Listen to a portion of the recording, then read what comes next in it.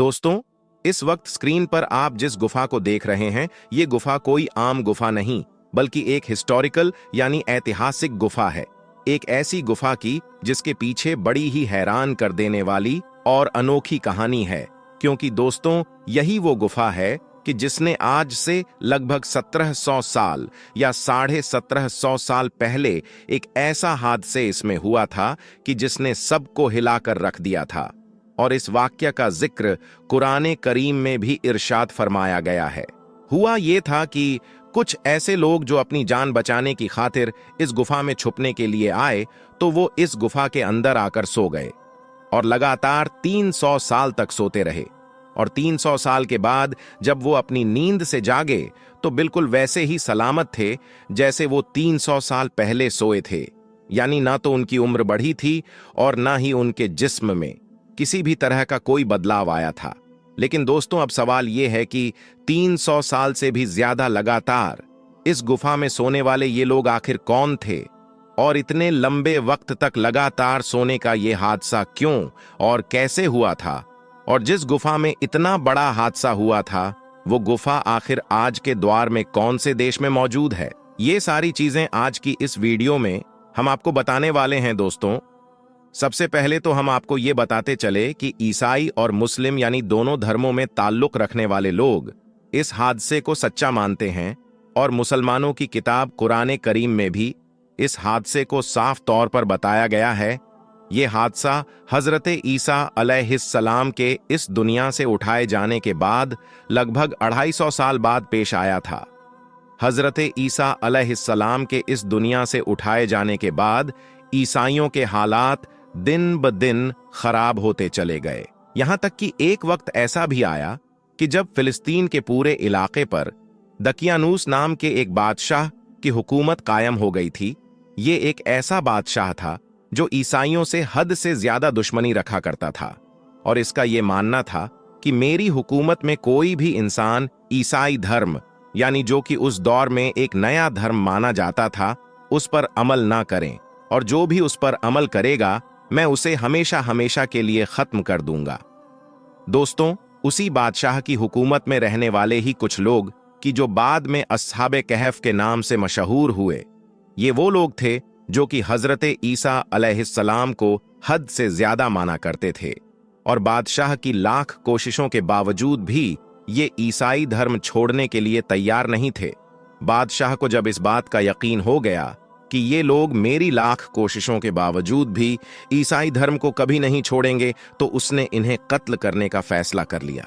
लेकिन जैसे इन लोगों को इस बात की खबर हुई कि बादशाह हमें कत्ल करने का इरादा कर चुका है, तो ये फौरन शहर छोड़कर फरार हो गए और दूर जाकर एक गुफा में पनाह ली। कुछ देर उस गुफा में आराम करने के बाद ये लोग सभी लोग उस गुफा में सो गए, और ऐसे सोए कि अगले 300 सालों तक लगातार सोते रहे, और इस बीच में इनमें से किसी की भी आंख न खुल सकी। लेकिन दोस्तों, जैसे ही ये सारे लोग बादशाह से अपनी जान बचाने की खातिर इस गुफा के अंदर आए थे, वैसे ही कुछ वक्त के बाद बादशाह को भी इस बात की खबर हो गई थी कि ये सारे लोग इस गुफा के अंदर छिपे हुए हैं। यही वजह थी कि बादशाह ने फौरन ये हुक्म जारी कर दिया था कि इस गुफा के मुंह को एक बड़ी दीवार के जरिए से बंद कर दिया जाए, ताकि ये लोग हमेशा हमेशा के लिए इसी गुफा के अंदर खत्म हो जाए। मगर बादशाह ने जिस इंसान को ये काम करने का हुक्म जारी किया था, वो इंसान बहुत अक्लमंद और रहमदिल था। उस इंसान ने उस दीवार को बनवाने से पहले ही सारे असहाबे काफ की तादाद याद करने के साथ साथ उनका पूरा किस्सा भी एक तख्ती पर लिख दिया था। यानी उनके साथ जो जो हुआ था वो सारी बातें उसे तख्ती के ऊपर लिख दी थीं। फिर उस तख्ती को एक तांबे के संदूक में रखकर उस संदूक को उस दीवार की बुनियाद में चुनवा दिया था, और इस तरह से ये गुफा अगले 300 सालों तक के लिए पूरी तरह से बंद हो गई थी। लेकिन दोस्तों, ये बात तो बिल्कुल जाहिर है कि 300 साल का वक्त कोई एक छोटा सा वक्त तो नहीं, बल्कि एक लंबा वक्त है। और यही वजह थी कि इन 300 सालों के बीच में धीरे धीरे पूरी दुनिया का नक्शा बदलता गया, और जिस जगह पर दकियानूस बादशाह की हुकूमत हुआ करती थी, वहां पर भी बादशाह और हुकूमतें बदलती गई। यहां तक कि जब 300 साल पूरे होने वाले थे तो बैतुरूस नाम के एक बादशाह की हुकूमत कायम हुई। ये एक ऐसा बादशाह था जो कि ईसा अलैहिस्सलाम का मानने वाला था और बहुत नेक और रहमदिल इंसान था। यह हमेशा अपने कौम की फिक्र किया करता था, क्योंकि दोस्तों इसके दौर में ईसाई आपस में ही लड़कर कई हिस्सों में बंट चुके थे। यहां तक कि बहुत सारे लोग तो ऐसे भी थे कि जो हजरत ईसा अलैहिस्सलाम की बताई हुई बुनियादी चीजों का भी इनकार करने लगे थे।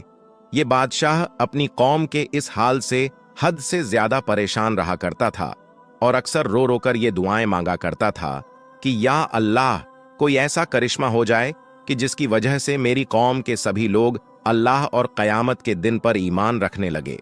और आखिरकार इस बार बादशाह की ये दुआ कबूल हुई और एक चरवाहा जो अपनी बकरियों को उस गुफा के पास ही में चरा रहा था, उसने उस गुफा को देखकर ये फैसला किया कि मैं इस गुफा की दीवार को गिराकर इस गुफा में अपनी बकरियों के बैठने का इंतजाम करूंगा। लिहाजा इसी इरादे के साथ उसने कुछ लोगों के साथ मिलकर उस गुफा की दीवार को गिरा दिया। दीवार गिरते ही वो सारे लोग डर की वजह से सहन गए कि जिन्होंने इस दीवार को गिराया था, और उन सभी लोगों पर ऐसी हैबत तारी हुई कि वो चंद मिनट के अंदर ही वहां से फरार हो गए। लेकिन दोस्तों, भले ही वो सारे लोग तो फरार हो गए, लेकिन गुफा के अंदर मौजूद उन सभी लोगों को जगा गए जो पिछले 300 सालों से सो रहे थे।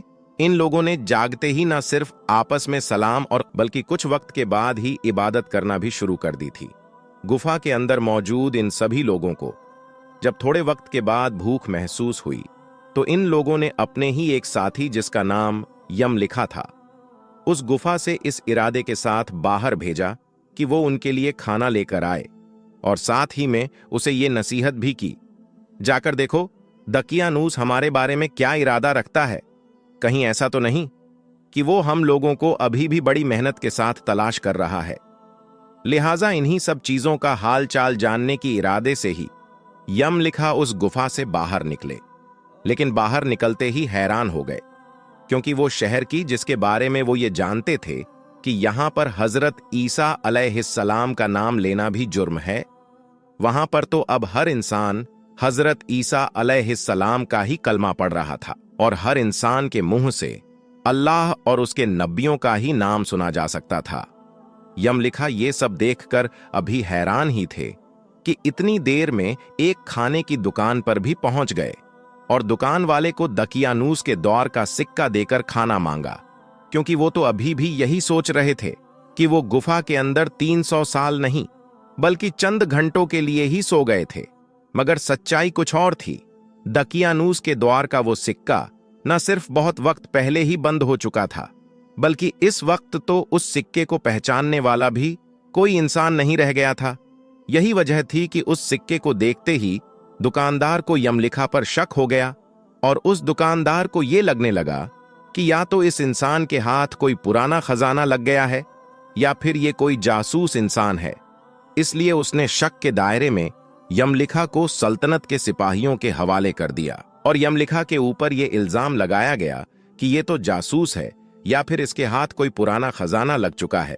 सिपाहियों ने जब यमलिखा के ऊपर जोर डाला कि वो बताएं कि आखिर उसके हाथ कौन सा खजाना लगा है, तो यमलिखा ने इस बात से साफ इनकार कर दिया और यमलिखा ने कहा कि जिसे तुम खजाना बता रहे हो ये तो हमारा एक मामूली सा सिक्का है।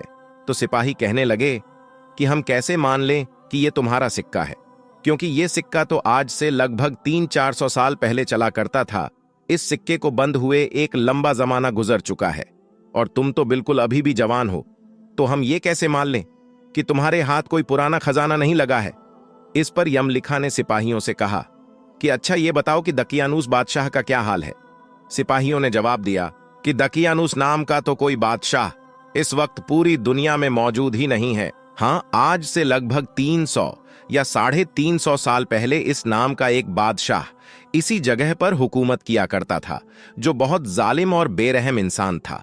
ये सुनकर यमलिखा हैरान हो गए और उन्होंने फौरन सिपाहियों से कहा कि ऐसा कैसे हो सकता है, हम लोग कल ही तो दकियानूस से अपनी जान बचाने की खातिर उस गुफा में जाकर छिपे जहां पर अभी भी मेरे और साथी मौजूद हैं। ये सुनकर सारे सिपाही हैरान हो गए और यमलिखा की बात को मानने से इनकार कर दिया। तो इस पर यमलिखा ने कहा कि मेरे और भी साथी उस गुफा में मौजूद है, तुम मेरे साथ चलो, मैं उन सबको तुम्हें तुम्हारी आंखों से दिखाता हूं।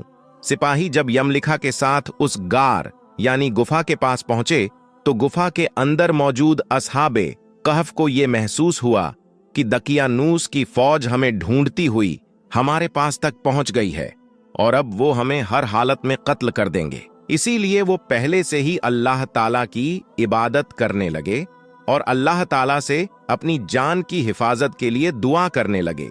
लेकिन यमलिखा के साथ पहुंचने वाले सिपाहियों ने बहुत जल्द ही उस तांबे के संदूक को भी बरामद कर लिया कि जिस संदूक को दीवार खड़ी करते वक्त दीवार की बुनियाद में दफनाया गया था। सिपाहियों ने जब उस तख्ती को पढ़ना शुरू किया कि जो तांबे की संदूक के अंदर मौजूद थी तो वो हैरान हो गए। उस तख्ती पर यह साफ तौर से लिखा हुआ था कि ये मोमिनों की जमात है जो अपनी जान की हिफाजत की खातिर दकियानूस बादशाह के खौफ से इस गार में पनाह लिए हुए हैं। दकियानूस बादशाह ने खबर पाकर इन लोगों को इस गार के अंदर बंद करवा दिया है और हम तख्ती पर यह हाल इसलिए लिखते हैं ताकि जब भी ये गार यानी गुफा खुले तो लोग असहाबे कहफ पर बाखबर हो जाए, यानी ये जान सके कि असहाबे कहफ के साथ क्या हुआ था। ये सब पढ़कर सिपाहियों के साथ साथ वो सभी लोग हैरान थे कि जो उस वक्त उस गार यानी गुफा के पास मौजूद थे। सिपाहियों ने फौरन अपने बादशाह को इस पूरे हादसे की खबर दी। बादशाह फौरन सभी लोगों के साथ उस गुफा के पास पहुंच गया और गार में सोने वाले सभी लोगों से मिलने के बाद सजदे में गिर पड़ा और वो रो रो कर ये कहने लगा कि अल्लाह ताला ने मेरी दुआ कबूल कर ली, यानी अल्लाह ताला ने एक ऐसा करिश्मा दिखा दिया कि जिसकी वजह से अब लोग मरने के बाद दोबारा उठने पर यकीन करने लगेंगे। उसके बाद असहाबे कहफ ने अपने बादशाह को दुआएं दी और बादशाह से कहा कि अल्लाह ताला तेरी बादशाहत को हिफाजत करें और अब हम तुम्हें अल्लाह के सुपुर्द करते हैं। ये कहकर असहाबे कहफ दोबारा गार के अंदर चले गए और ये सारे के सारे लोग उस गार के अंदर जाकर सो गए और ऐसे सोए कि अल्लाह ताला ने उसी हाल में उन लोगों को मौत दे दी। उसके बाद बैतुरूस नाम के उस बादशाह ने, उस नेक बादशाह ने लकड़ी के संदूक बनवाकर असहाबे कहफ की पाक लाशों को उनके अंदर ही हमेशा हमेशा के लिए महफूज कर दिया था। दोस्तों, अब अगर बात की जाए इस बारे में कि आखिर वो गुफा आज के दौर में कौन से देश में मौजूद है, तो आपको बताते चले कि वो गुफा आज के दौर में जॉर्डन देश में मौजूद है। हालांकि बहुत सारे लोग तुर्की देश के इश्मिर शहर में मौजूद एक गुफा के बारे में ये भी दावा करते हैं कि वो असहाबे कहफ की गुफा है, लेकिन कुरान करीम के अंदर असहाबे कहफ की गुफा की जो निशानियां बयान की गई है वो तुर्की में मौजूद गुफा के मुकाबले में जॉर्डन वाली गुफा पर ज्यादा फिट बैठती है। यही वजह है कि ज्यादातर रिसर्च स्कॉलर का यही मानना है कि जॉर्डन में मौजूद गुफा ही असहाबे कहफ की असली गुफा है। दोस्तों, अगर अब बात की जाए इस बारे में कि असहाबे कहफ कितने लोग थे, यानी गुफा के अंदर जो लोग 300 साल तक सोते रहे थे वो कितने थे, तो आपको बताते चले कि हजरत अब्दुल्लाह इब्ने अब्बास रजी अल्लाह ताला अन्हु की हदीस के मुताबिक वो टोटल 7 लोग थे, जिनमें से 8वां उनके साथ एक कुत्ता भी था। फिलहाल दोस्तों, आज की अपनी वीडियो को यहीं पर खत्म करते हैं। वीडियो पसंद आने पर न सिर्फ वीडियो को लाइक करें बल्कि अपने दोस्तों के साथ में इसे जरूर शेयर करें और इसी तरह के इंफॉर्मेटिव और हिस्टोरिकल और इस्लामिक मालूमात देखने के लिए हमारे चैनल को जरूर सब्सक्राइब करें। हम मिलते हैं आपको अगली वीडियो में, तब तक के लिए अस्सलाम वालेकुम।